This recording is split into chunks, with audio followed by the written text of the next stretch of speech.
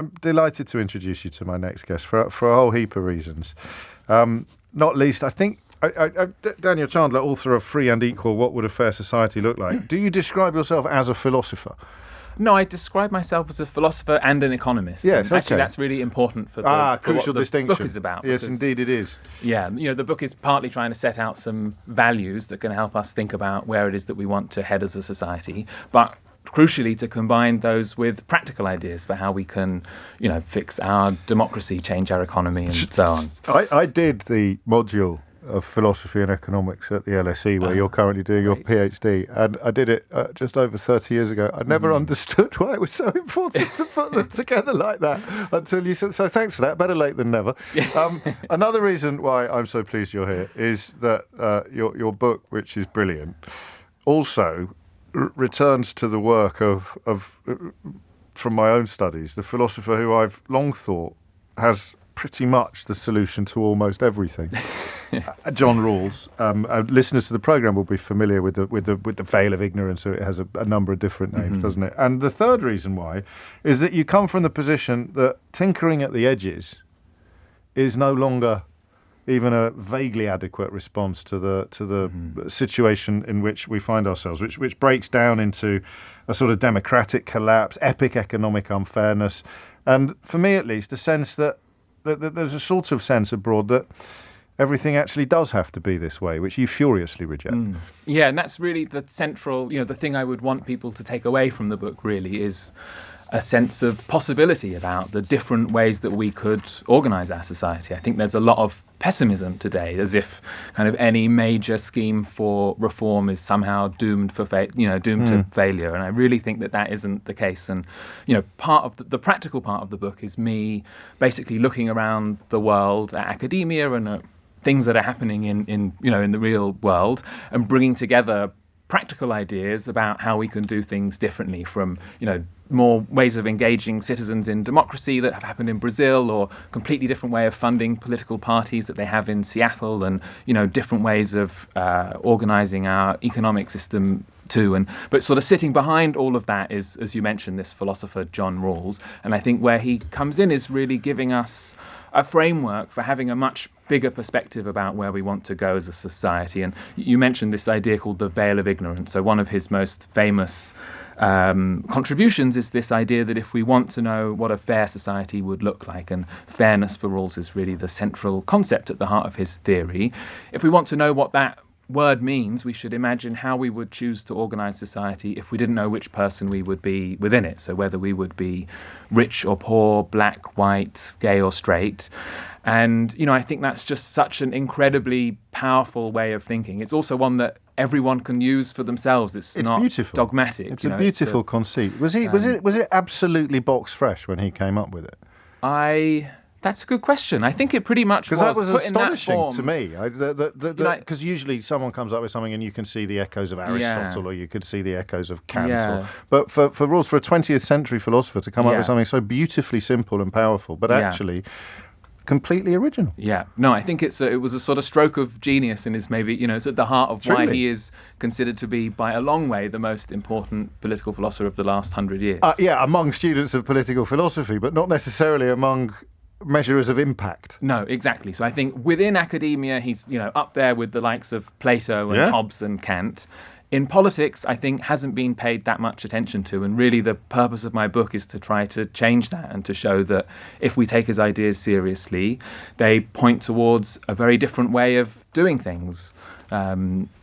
Because behind this, I mean, just to embellish slightly on the veil of ignorance, the idea that any law that's put forward, any principle, I mean, he confines himself to justice essentially, doesn't he? But you extend it into many other areas from the original position where you do not know what your relationship is with the society. So you bring in a rule or a law or a principle for that society, and you work out whether it's a good idea or not by imagining every single person you could be. You could be the murderer, judging on the death penalty, passing judgment on the death penalty. You could be the mother of a murderer, deciding on whether or not you want the death penalty. You could be not the victim of a murderer, obviously, but the mother of a victim of a murder. And economics, you could be an inheritance tax beneficiary, a private education beneficiary. You're going quite hard on that. We'll get on to that shortly. And the idea, therefore, is that a kind of a kind of utilitarianism kicks in, and you base your calculation upon all the possible worlds in which you could find yourself living, and come up with the most utility for the biggest number of people. Yeah, well, actually, interestingly, Rawls,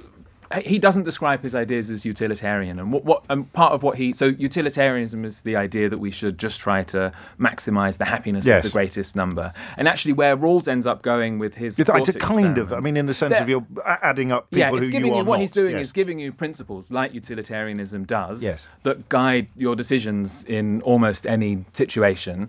But actually, where Rawls goes from the thought experiment is towards three core principles: one to do with freedom, one to do with equality, and one to do with sustainability. And, the freedom principle is meant to spell out which freedoms really matter, which are most important.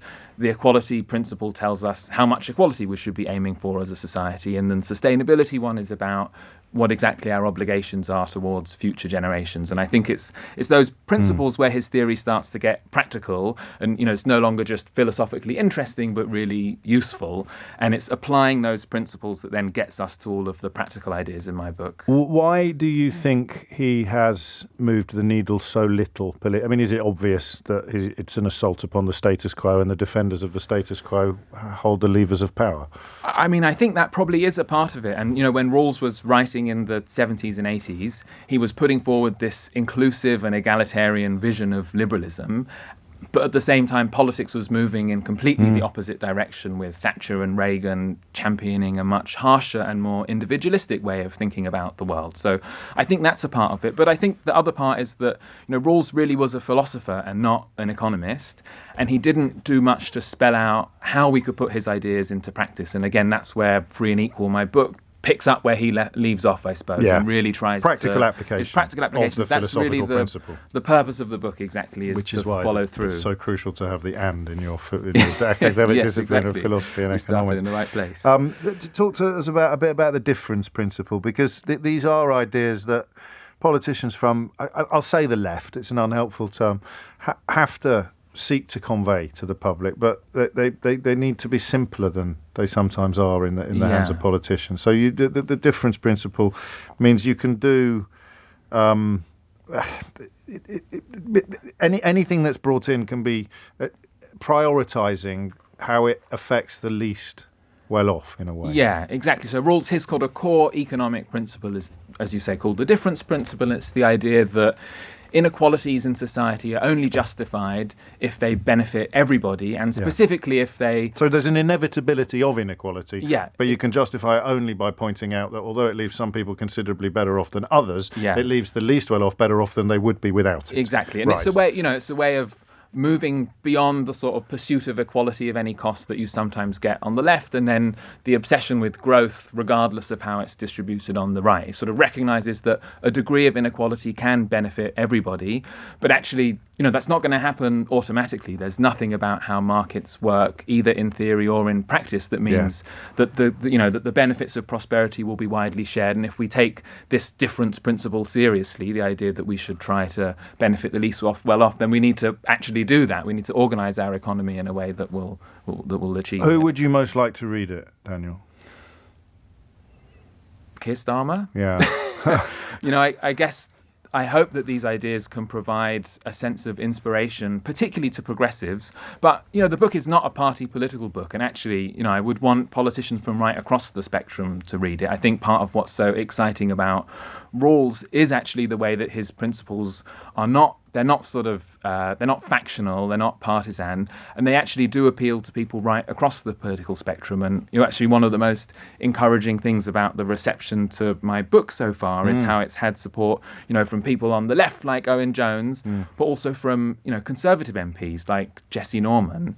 And I think it's that potential to reach beyond just tribal boundaries and put forward a vision of a fair society that could have wider appeal. That's what's politically exciting. Let's pick off a couple of points. The universal basic income, that's on the list. That makes the cut.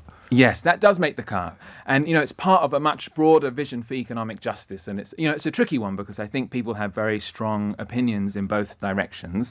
A universal basic income, in case anyone doesn't know, the idea is very simple. You give everyone an amount of money every month with no strings attached. So you don't have to be looking for work, and it gets paid to everyone, whether they're rich or poor.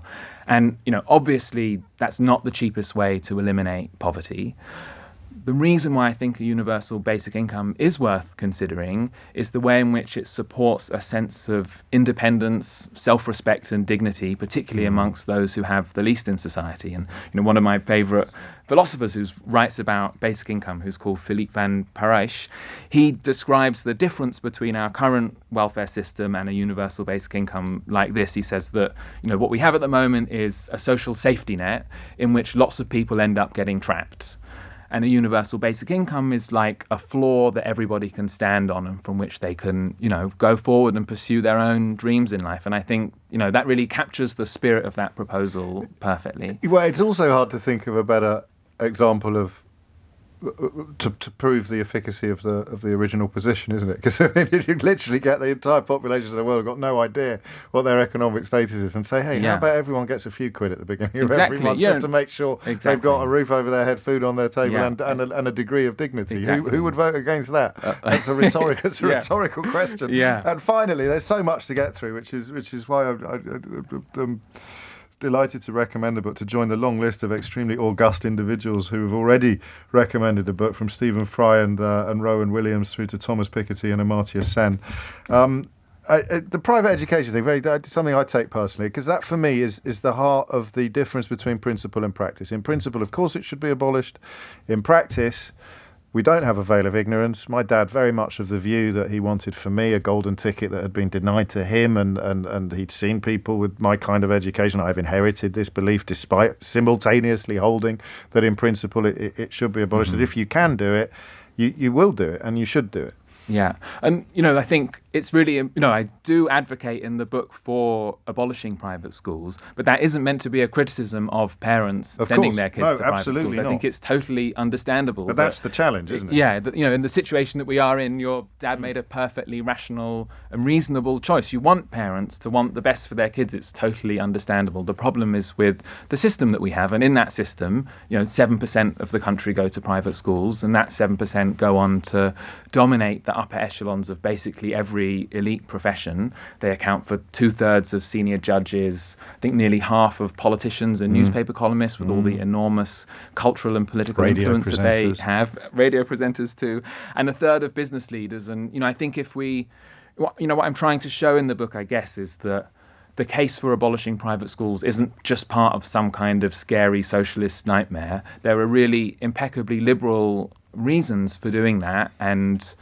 and that's the message that I want to get across, is for people to take it more seriously as a mainstream proposal. And as with universal basic income, it's just why I love rules so much, and you've reminded me of probably the most exciting part of my own undergraduate studies is just that simple idea. Who's going to put their hands up in the hope of being in a 7% cohort? Who's going to say, no, that's a great idea, I'm 100% behind that because I might be in the 7%? Yeah, exactly. And I think when people think that way, things become so much clearer. It's such a compelling clarify way of in your thinking. brain as you're doing, it's something that simple thought experiment is something everyone can just go back to and think through for themselves. It's not shoving answers down people's throats, but it also forces you to be consistent about what you believe and how it could be put into practice. Very briefly, because we're already late. Yes. I presume I know you'd delivered the proof because I got sent one.